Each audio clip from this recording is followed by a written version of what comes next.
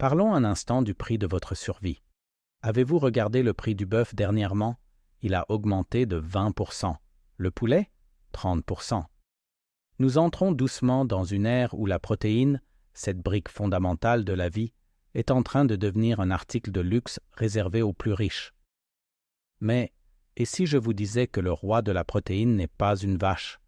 Il ne vit pas dans un parc d'engraissement industriel, il ne nécessite pas de céréales coûteuses importées de l'autre bout du monde, et il ne coûte pas 30 € le kilo. Ce roi pousse sur un buisson. Il fabrique son propre engrais à partir de l'air ambiant et, biologiquement parlant, il humilie littéralement un steak de bœuf. Cette plante contient jusqu'à 40% de protéines. C'est presque le double de la teneur en protéines de la viande rouge.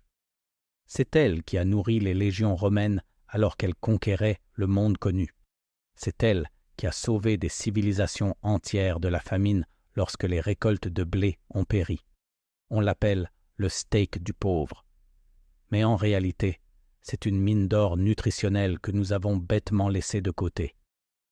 Mais attention, il y a un piège.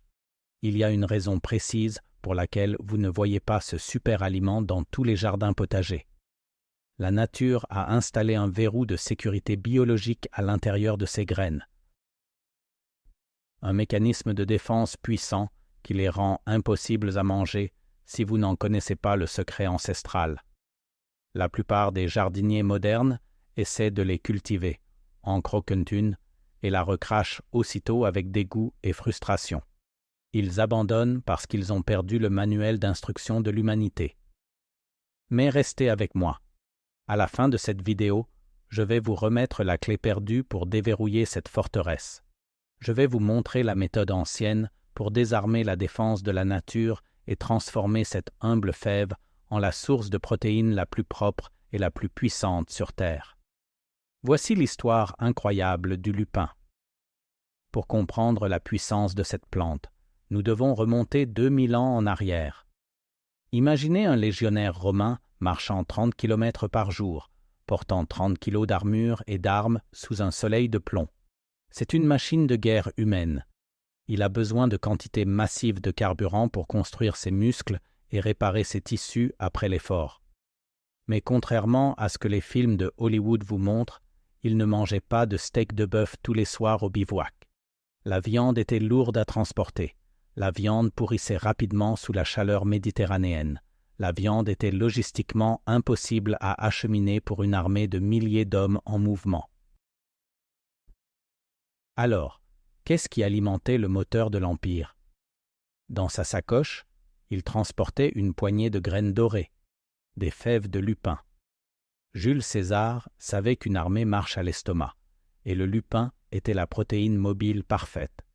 C'était léger, cela ne pourrissait jamais, et cela fournissait une énergie soutenue qui durait des heures durant les batailles.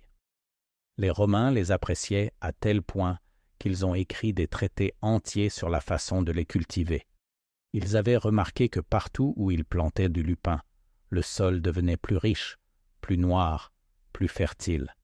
Ils appelaient cela un cadeau des dieux. Pendant des siècles, cette fève a trôné aux côtés du blé et de l'orge comme l'un des piliers de la civilisation occidentale. Mais ensuite, quelque chose a basculé. À mesure que les sociétés devenaient plus riches, elles sont devenues vaniteuses. La viande est devenue un symbole de statut social. Les haricots et les fèves sont devenus la nourriture du paysan, du cerf, de l'homme pauvre. Nous n'avons pas arrêté de manger du lupin parce qu'il était mauvais pour nous. Nous avons arrêté d'en manger parce que nous en avions honte. Nous avons échangé une puissance nutritionnelle brute contre un symbole de statut éphémère. Et ce faisant, nous avons oublié l'une des cultures les plus résilientes de l'histoire humaine. Mais aujourd'hui, alors que les prix des denrées alimentaires s'envolent et que les chaînes d'approvisionnement s'effritent, l'homme pauvre commence à ressembler à l'homme le plus intelligent de la pièce. Écartons l'histoire un instant et regardons les données brutes. Si vous vous préparez à l'autosuffisance ou si vous essayez simplement de nourrir votre famille avec un budget serré, vous ne vous souciez que d'une chose, l'efficacité. Mettons la fève de lupin sur le ring face au champion poids lourd, le bœuf. Une portion standard de bœuf cuit contient environ 26% de protéines. Elle arrive avec du cholestérol, des graisses saturées et une empreinte environnementale massive. Pour obtenir ce bœuf, vous avez besoin d'hectares de terre, de milliers de litres d'eau et de mois d'engraissement.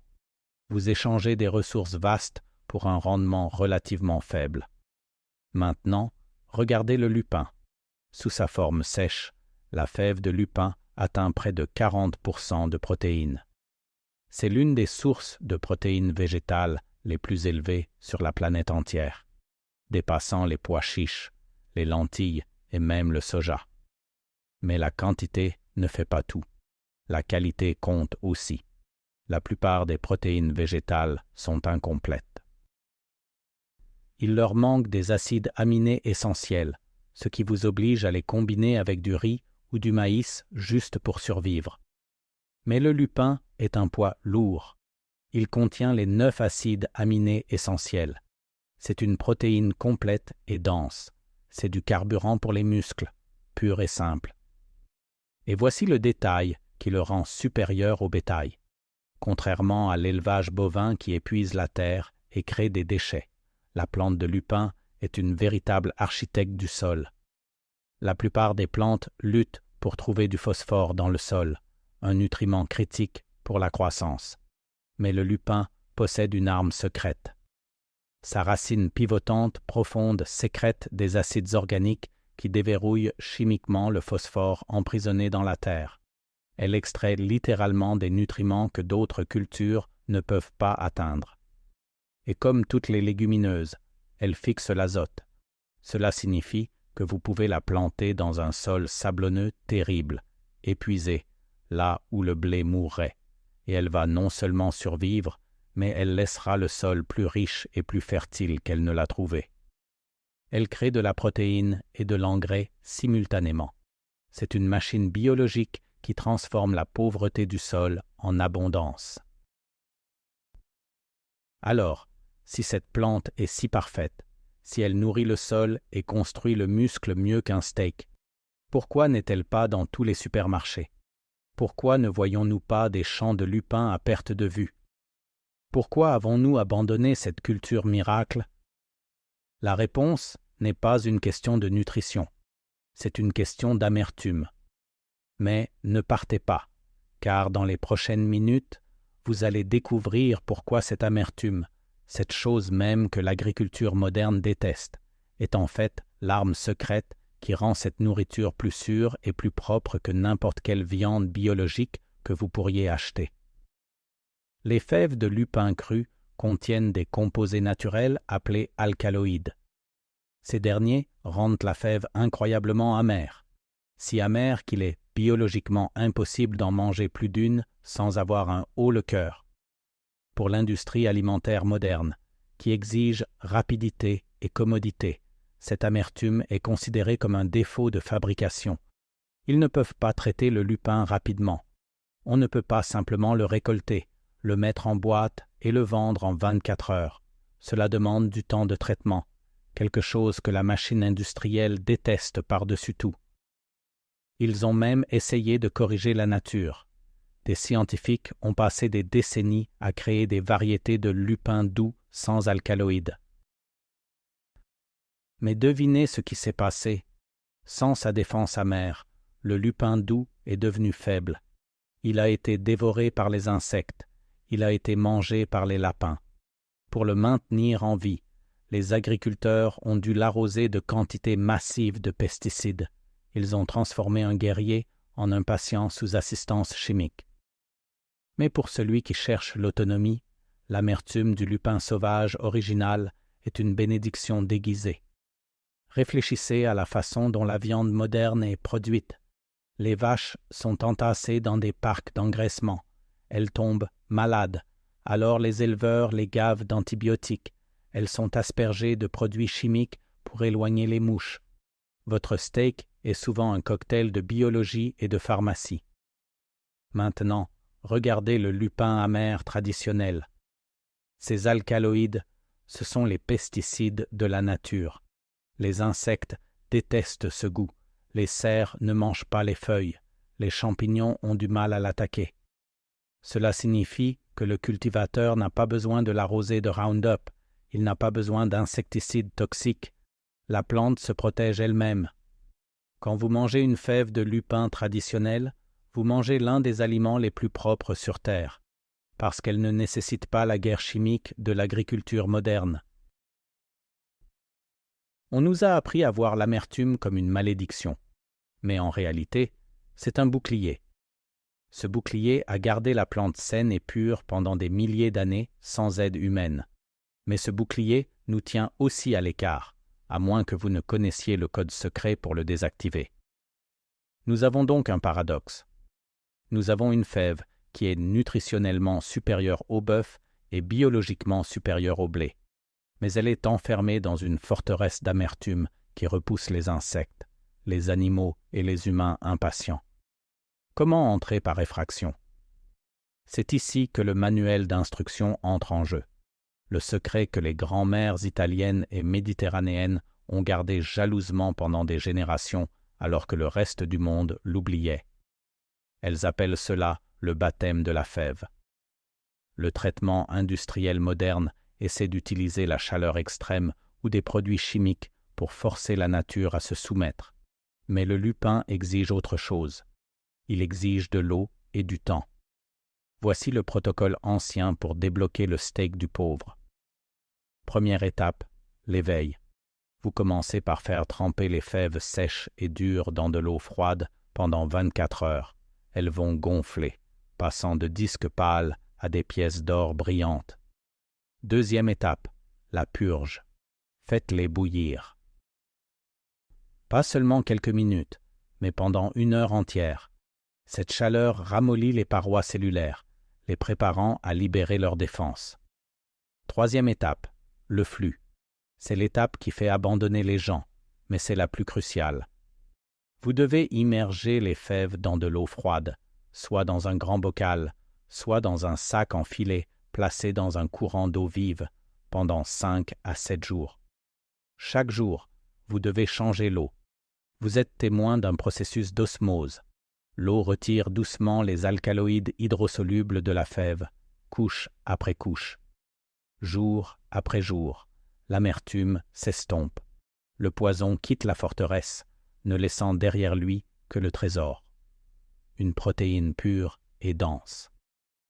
Vous saurez qu'elles sont prêtes quand vous en croquerez une et que l'amertume aura disparu, remplacée par une texture ferme, noisettée et beurrée qui ne ressemble à aucune autre fève sur Terre. Une fois qu'elles sont prêtes, vous les conservez dans une simple saumure de sel et d'eau. Dans cet état, elles ne sont plus seulement de la nourriture, ce sont des protéines marinées. Elles n'ont pas besoin de réfrigération si elles sont gardées au frais. Elles sont prêtes à être mangées instantanément. Une poignée de ces fèves procure plus de satisfaction qu'un sac de chips et plus de nutrition qu'une barre protéinée industrielle. C'est l'en-cas de survie ultime. Mais cela exige que vous ralentissiez. Et c'est là que l'homme pauvre gagne, parce qu'il possède la patience qui manque à l'homme riche. En plantant du lupin aujourd'hui, vous ne faites pas que cultiver des haricots. Vous cultivez votre indépendance. Vous sécurisez une source de protéines qui guérit votre sol et vous libère des fluctuations du prix de la viande. Alors, la prochaine fois que vous verrez le prix du bœuf augmenter, ne vous inquiétez pas. Regardez simplement votre bocal de fèves dorées et souriez. Vous savez quelque chose qu'ils ignorent.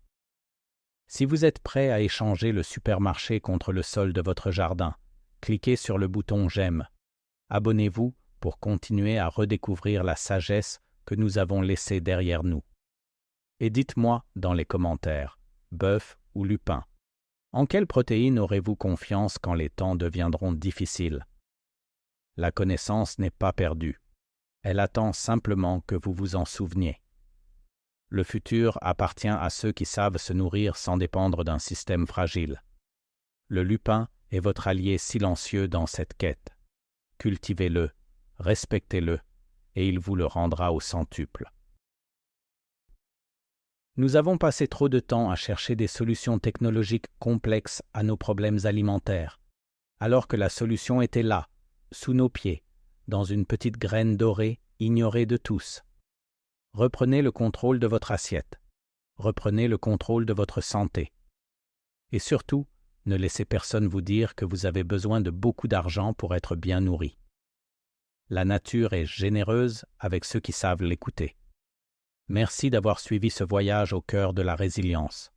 On se retrouve très bientôt pour une nouvelle découverte. Prenez soin de vous et plantez des graines d'espoir.